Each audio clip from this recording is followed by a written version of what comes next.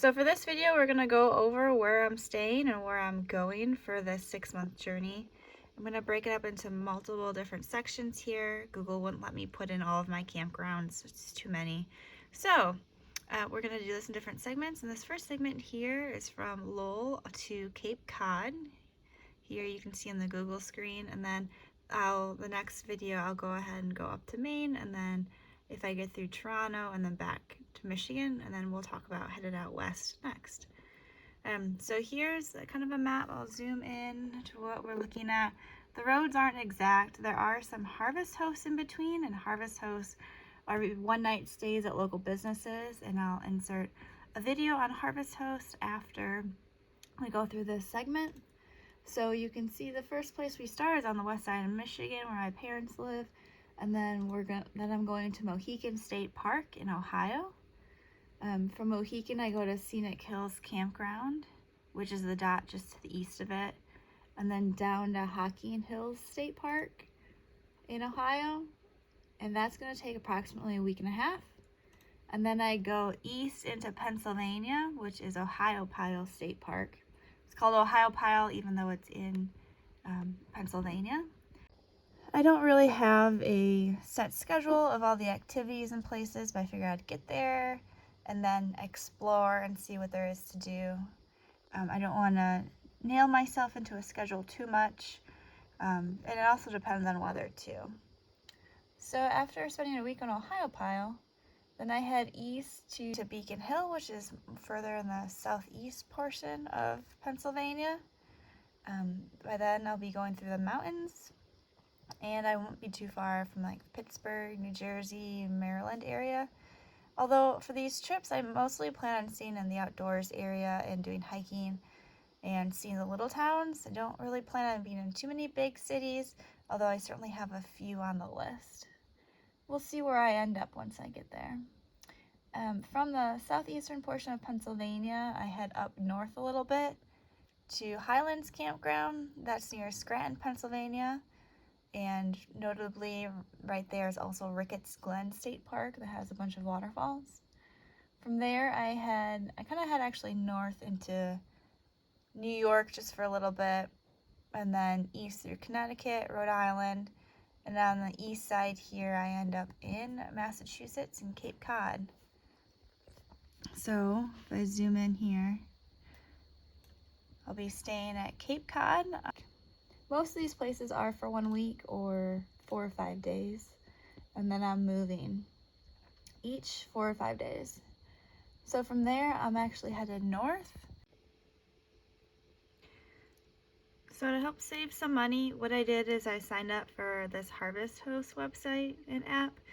And what they are is you can see here, RV camping at wineries, breweries, farms, and more. So what it is if folks have like small businesses that have space for campers to stay, they will let you stay at their place for free. In return, they ask that you spend at least $20 at their establishment. So the sign-up fee was only about $60 to $80. I think I got a Black Friday special for $60. I think it's normally like $80, and you get a membership card, and then you can stay at these places for free, and you get to access to the map. So this was a really good way that I used to find free places to stay. And it's also, a lot of the places that I stay are at like farm stands, so it's also going to be where I find a lot of my groceries.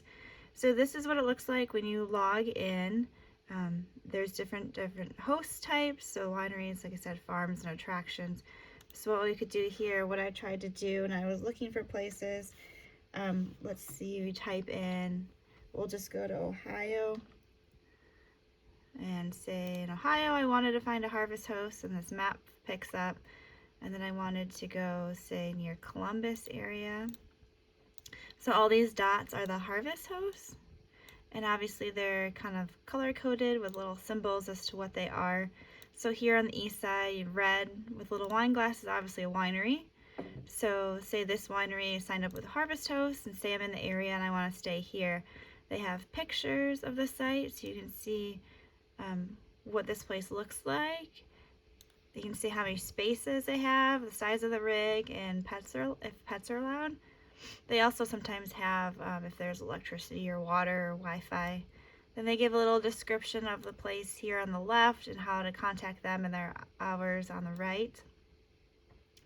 And then obviously the amenities and what there is to do, what there is to buy, directions, more photos, and then there's reviews of people that have left, that have stayed there and had their experience documented. So this, like I said, was a good way to find a free place to stay, but also getting to know some of the more local places. So I try to use this as much as possible, but you can only stay for one night. So it's really just as you're passing by, if there's somewhere you wanted to stay, grab a drink, a bite to eat. And like I said, some of the ones I have are farm stands, but this really helped try to keep the price down and help support local business. Here we are for the second portion of my 3-month stay. We start here at Massachusetts near Cape Cod, and then I'll be heading mostly along the coast. Not quite the same roads Google is taking me. It's taking me through Boston area, but I'm trying to avoid cities as much as possible because I want to avoid traffic and driving where there's too many cars with my new trailer. So I'll be going around Boston, but to get around Boston, I'll be going to Winter Island Park, which is actually right near Salem, Massachusetts. So I'll be hitting the town there and maybe doing some like ghost tours. From there, I also head along the coast north. Red Apple Campground is notable because they will deliver cooked lobster that was caught that morning to your campsite. So I'm really looking forward to that.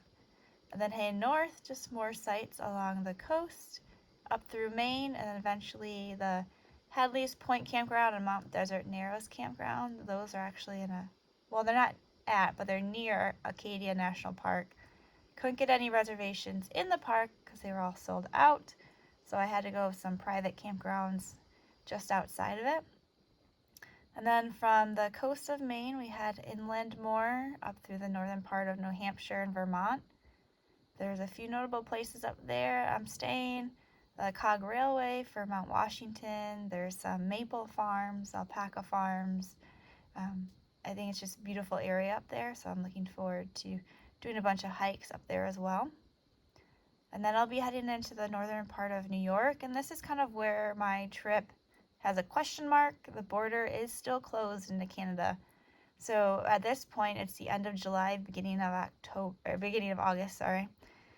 So I'm hoping the border is open by then. So if the border is open, this is the plan. I'm heading through the southern portion of Canada, getting into Canada near Cornwall, just north or just south of Montreal, heading along kind of the coast of the lakes there, a few provincial parks, which are kind of like state parks here in the States.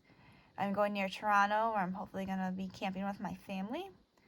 But if that doesn't happen, if the border is still closed, then I'll have to come up with a plan B, which I do not currently have. But I would have to come down through New York and back through the States. So hopefully the border is open. From Toronto, though, if the border is open, I'll just be heading west back into Michigan. And that would conclude my 3-month stay.